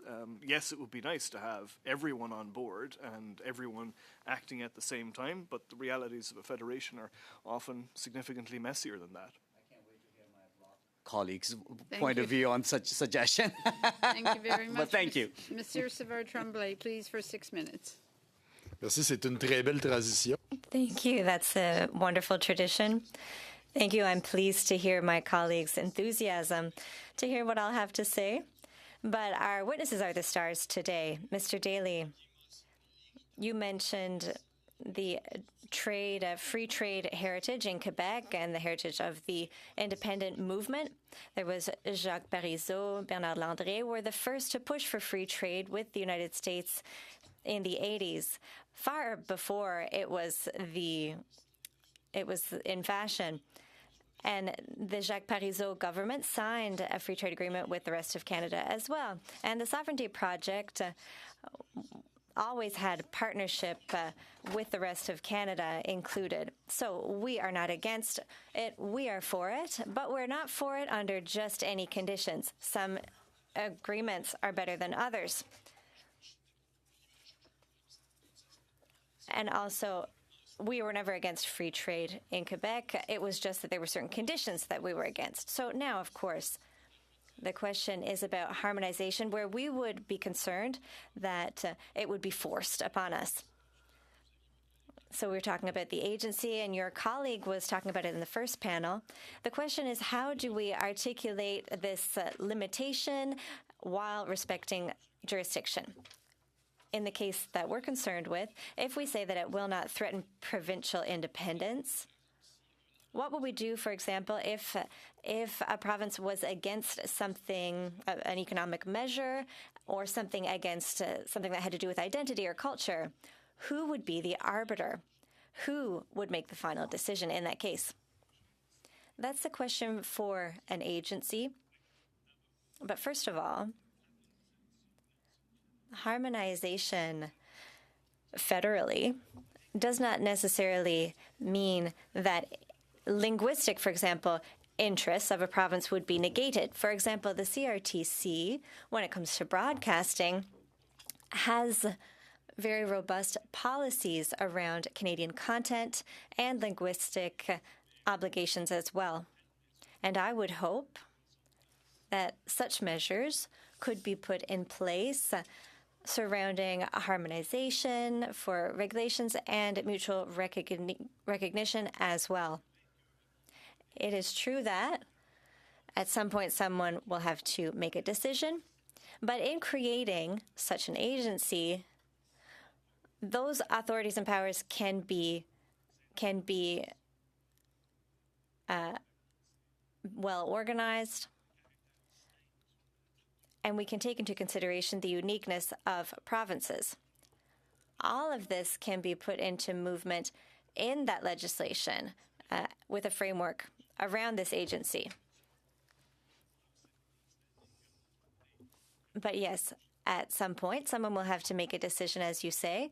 The agency would have to decide. And even if a province adheres to the agency and participates in creating a regulation, it is true that there could still be tension at some point. That is true. And so the question for everyone is the following.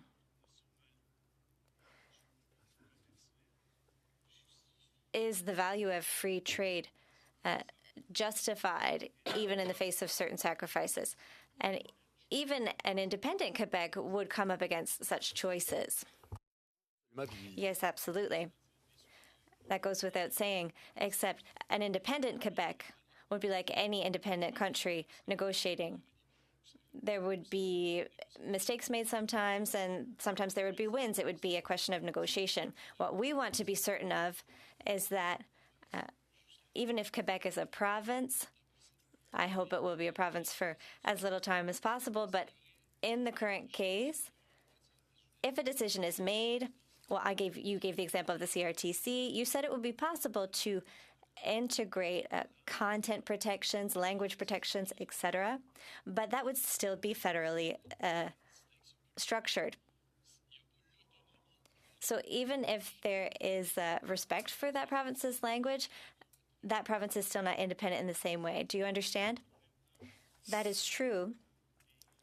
But at the same time, well, I'm Irish, and when I go home to Ireland, I'm in Ireland. I have my unique culture. I have Irish traditions. And when I'm in France, I'm in France. And I'm in a country where there's a strong tradition of protecting cultural and linguistic identity.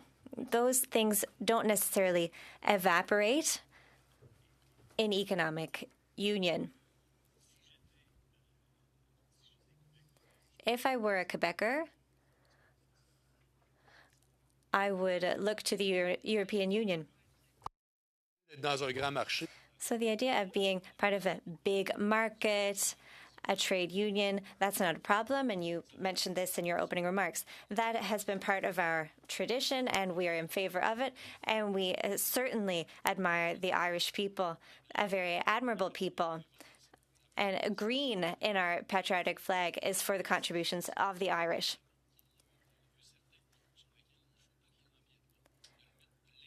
When it comes to encroaching, can you tell me about the agency? Of time there. Mr. Grillo, please, for 5 minutes. Madame la Présidente, bonjour. Madam Chair, good afternoon, dear witnesses. Mr. Gilbert, in March 2025, Mr. Carney met with provincial premiers and said that trade barriers would be eliminated between provinces. Do we still have trade barriers between provinces in Canada? Yes, there are a number of interprovincial trade barriers. In fact, when the interprovincial trade barriers were removed, it was a step in the right direction. I think that needs to be acknowledged, but it had a very minor impact on the construction sector. It's important to say that because, as you know, our association regulations, all of the building codes in provinces and some cities and municipalities have more than one. This is very patchwork across Canada, so there are still so many barriers for us. You talked about how complicated it is to transport materials like wood or whatever it may be between provinces. Can you give further detail? Yes, there's a reason why integration with the United States has worked so well for many years. It's a question of proximity.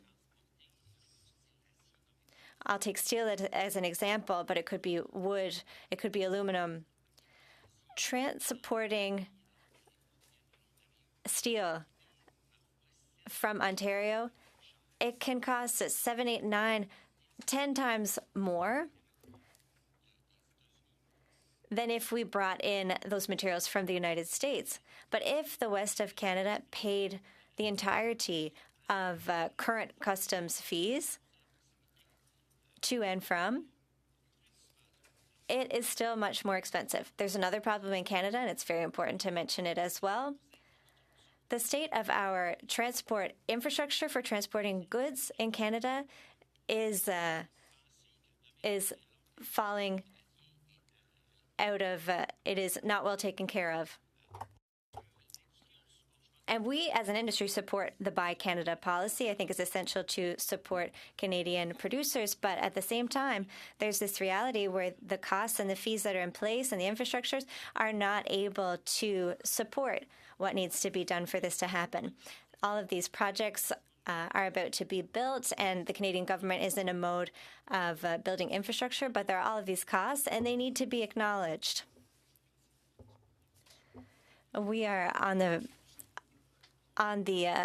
we have a land frontier with the United States. It's always been very easy to transport materials. So you're saying that if a province in the west of Canada wanted to transport Canadian goods, it would still be more expensive. I can give you the example of Beauce. Beauce is very close to the United States. Even with all of the fees in place right now, I am sure that certain materials would still be cheaper for us to transport from the United States than from elsewhere in Canada. But of course, we still want to encourage our Canadian producers and support them. But I think that this is something we should have done. Eliminate these barriers. We should have worked on this 50 years ago for our supply chain. Now it's too late. We're in a crisis. But if we do it today, it will still have an impact. It will take a full decade before we're even maybe able to transport materials from the west to the east and for it to be profitable for a project. Final question for you. I'd like your opinion on labor mobility between provinces, which sounds complicated. Yes, it is very complicated. It's a matter of regulation, certification, and recognition of all of these workers across Canada. Each province has its recognition program and its certification. Every province has its own workplace health and safety program. So transporting workers is very complex. Construction is very complex. You always have to bring in different people to realize different projects, and not all of those workers are always able to have their certifications recognized to get to the building site. And all of this is all the more important. I think we would need in full harmonization across Canada, and I think there is a will for that. And I often hear matters regarding provinces and territories, and I think that right now we find ourselves, and I was in BC last week, I met with the government there, and I think that we find ourselves at a time when provinces right now have a will for this harmonization because we need to be more efficient. We have no time to lose. There's a housing crisis, and when we want to tackle it, we will not have the workers to do so. Please, for 5 minutes. Merci, Madame la Présidente. Merci. Thank you, Madam Chair. Thank you to our witnesses for taking your time to be here with us. It is greatly appreciated. Before I go to Mr. Gilbert, I have a question for Mr. Daly. I have the same question as my colleagues. Why create an agency? I ask you this question because what we've been hearing from our witnesses is that there's a will for harmonization. There are more and more meetings, more than ever before. All the provinces have a shared desire to embark on this project together. So why is it so urgent to have an agency today? Maybe after 50 years, if it doesn't work, we'll have to start thinking of a plan B. But to help me understand, what is the most urgent? Well, it's been 160 years and things are still not working. Microphone, please.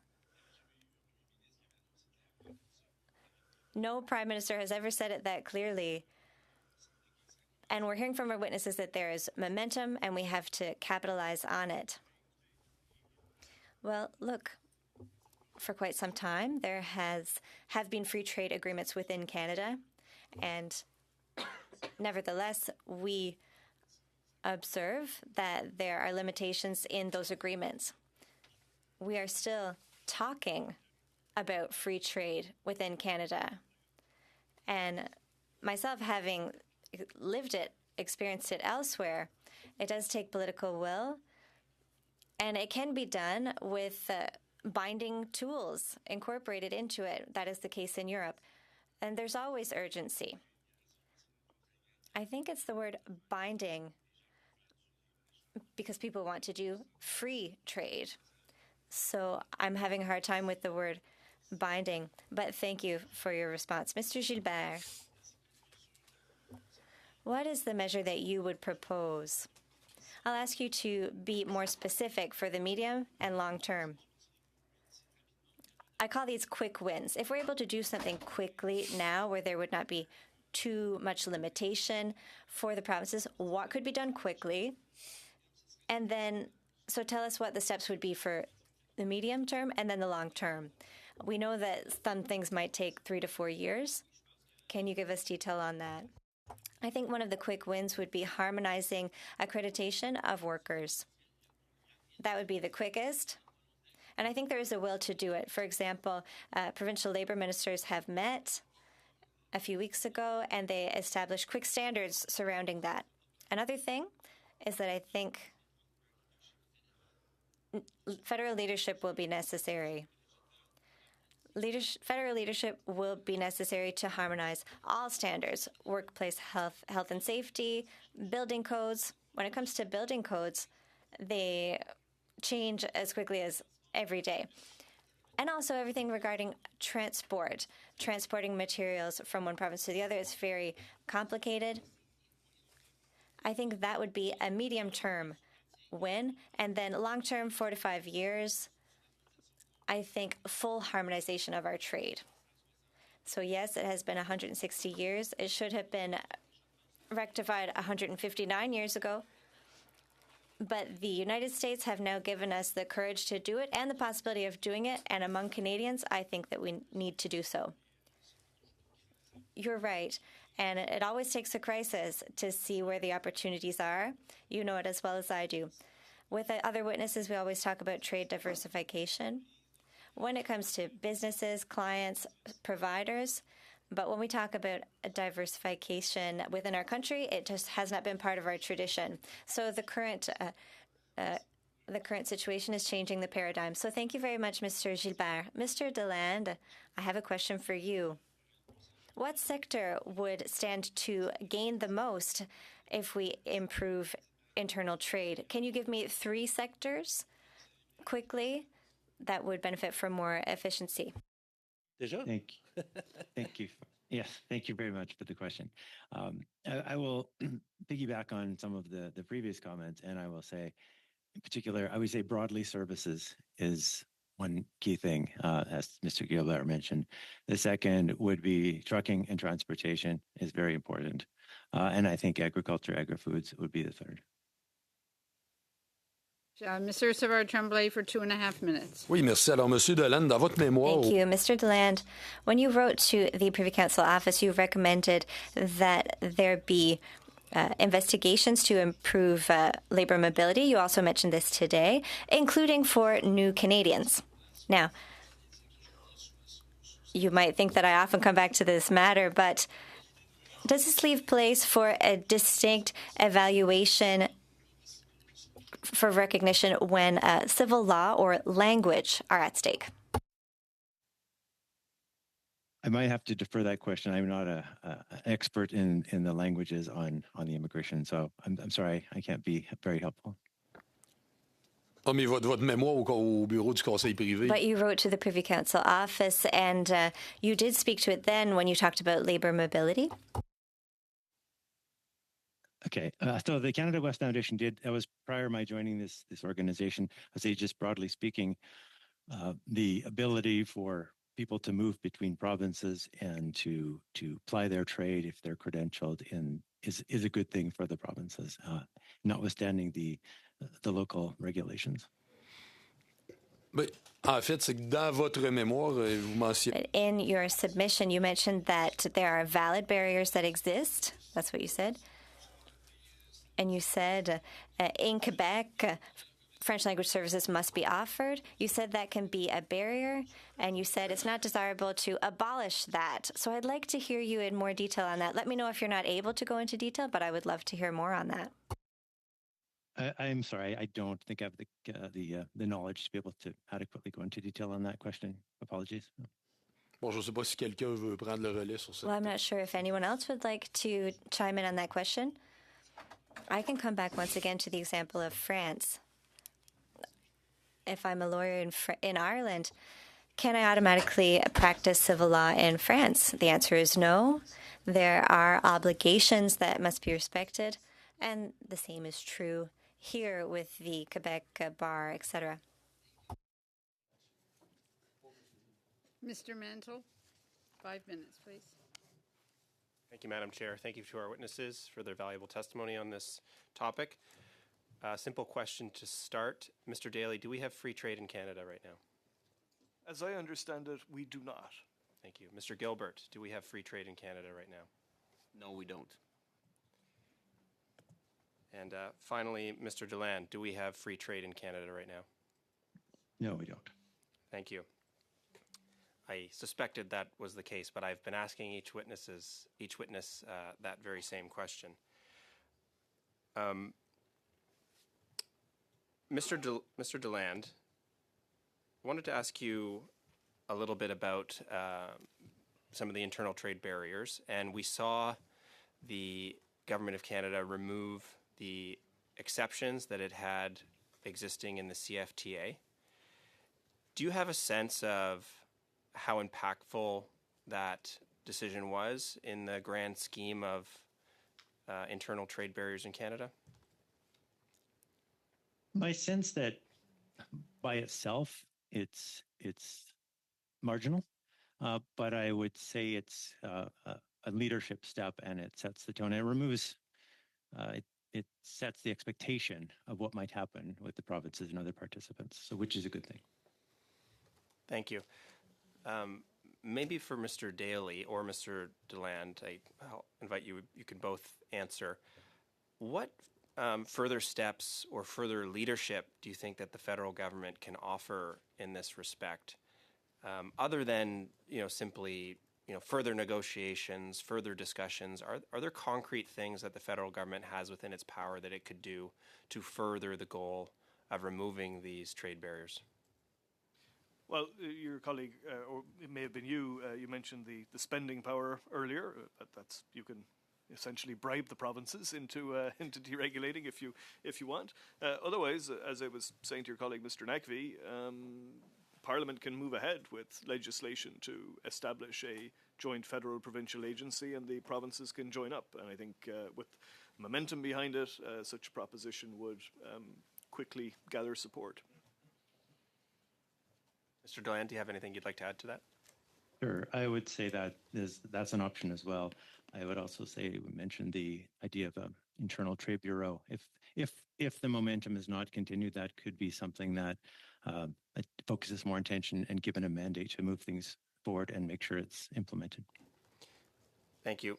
Mr. Deland, I think one of the suggestions that your organization has recommended is adopting what you refer to as a corridor approach for major trade infrastructure. Could you explain that idea for us?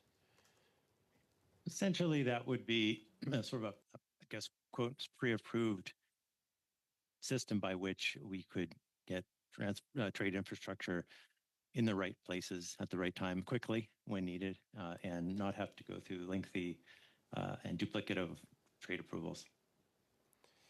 So that would see the federal government sort of pre-approve interprovincial corridors where things like pipelines or transmission lines could be built in a more speedy fashion. Is that correct? That's correct. Okay, thank you. Mr. Gilbert, just a few questions for you. I had the occasion to speak with some construction companies in my riding, and they gave me a troubling story of trying to move equipment across the country. In this case, it was construction elevators from Ontario to BC, and their worksite was almost entirely shut down because one of their construction elevators had had a correct nameplate with respect to the machinery, but it wasn't satisfactory to the British Columbia Technical Authority. Do you have do you hear from your members about similar instances where there are barriers to moving either skilled tradespeople or their equipment from province to province to build things in this country? Yeah, so I think your example is something that happened daily.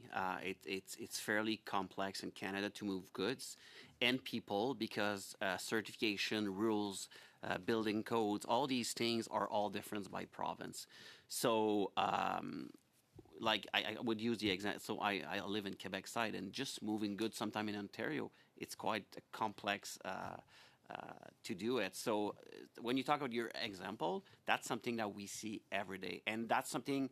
So I would say that we're at CCA, like we have 24 staff, and I would say that a lot of the calls that we're receiving from members are they're seeking clarification about contracts, rules, certification, how they can move people and goods within Canada. It's a daily thing for us. Thank you very much. Mr. Fonseca, please, for 5 minutes. Thank you, Madam Chair, and I'll continue with Mr. Gilbert. I want to ask you about the Red Seal program and just how it started, how effective is it, and can you expand on that program? So I think the Red Seal program, so it's to recognize that there's 54 trades in Canada are recognized and they get like the training and they're certified in every province. So all these people through the Red Seal program are allowed to work anywhere in Canada. The problem is two things. First, it's only 54 trade, and as construction is extremely complex, there's more and more trades, but sub-trade and what they call like micro-credential now. That's people are specialized in certain things that are not represented by Red Seal. And you also have to remember that the Red Seal program is not in Quebec at all. That's something Quebec is not part of the program, so that creates some barrier to Quebec workers to go somewhere else and people from anywhere else in Canada to go to Quebec. So that's part of the problem. The other problem with the Red Seal program is there's absolutely no recognition of all the civil sector. Heavy machinery equipment, like operator, like truckers, like sometimes just like journeymen working on project, like these are not represented by Red Seal, so they have no recognition anywhere in Canada. So why not expand the Red Seal program to all the rest of the trades? We've been advocating for that for years. So we believe that what we call the NOx system in Canada, which is part of the ESDC, should be completely reviewed. That's because from what it was created many years ago to today, the construction industry has changed a lot. So I think it's that time, more than ever, to renew the entire system and really to have a real full list of what kind of jobs is on a construction sites. So I think we could do that. So what's the barrier? Is it the industry? Is it what are the barriers that are stopping you from doing this? The industry is ready to go. We've been working on a list. We know who's people working on which side. I think it's more a government leadership that it's kind of lacking on that front. But the day that the federal government is coming to us and say, okay, let's review that system, we're at the table. We're ready to go. So you're saying the construction industry, labor, business, and it's government at, I guess, at a provincial level that would need to address. That would need to be a federal leadership on this with collaboration with provinces, because as just mentioned, certification is different in every provinces, but the Red Seal program that would have a discussion from the feds to the provinces to renew that. But I think, again, as I said prior to that in French, I think there's a willingness and a momentum on that, even with provinces, to renew and to review that system. And what would the economic impact, and also in terms of the speed of getting projects built, getting infrastructure built, and what would it do in terms of bringing down costs? So I think the impact would be major. So I don't remember the exact number, but CMHC said if removing barrier on that would, I think, help or increase the start of housing project by 25% if we get to remove 25%. that, which is a lot. Yeah. So, but remember, one of our major problems is moving people around. So if we were able to do that, like the impact on mostly timing, sometimes we just don't have the right person to work on the right site. That would be a lot. I don't have an exact number how much cheaper it would be, but as Canadian, the government of Canada is moving forward with a Buy Canadian policy, which we support. The impact on that, removing these barriers, would help a bit lower the cost of what the Buy Canadian policy will bring. And with other professions, Mr. Daly, I'll ask you just when you look at other regulated professions, you look in healthcare, legal, regulated professions, it seems like that, I don't know if it's the colleges, the regulatory bodies, is it the provinces? Where are the barriers that are stopping the movement from letting this happen? Well, the barriers can be in lots of places. What are the major barriers that are stopping us from moving forward with labor mobility across our country? Well, the major barrier is the fact that the provinces have been regulating. But under the provinces, this goes to the colleges, right, of these regulated bodies. The mere existence of different colleges in different provinces is going to lead to friction. Mm-hmm. And what you need is some sort of coordinating mechanism with. So are these protectionist measures that are being used just so that there is no labor mobility for those particular guilds? There may be. Some of it may be protectionist, but even if you're doing it in good faith, you're still going to, if you have, your code of conduct in Saskatchewan and it's different from your code of conduct in Ontario for, entirely natural reasons, you're going to have friction. That's the reality. Profession. Yeah. Quick. Yeah, like for the medical profession, we want to service the north, remote communities. Being able to have a surgeon coming from, a large urban center fly to the north and be able to deliver that service for many people, rather than having individuals from the north be displaced, have to come down to an urban center, all the costs associated with that for hundreds of people in the millions and millions of dollars. It would be much better that professional from here would be able to make their way up to those remote communities and be able to service many people in their community. say governments move slowly, an agency can move quickly, and that's critically important. Thank you. So much for the valuable information. It's been very, very interesting. So move adjournment.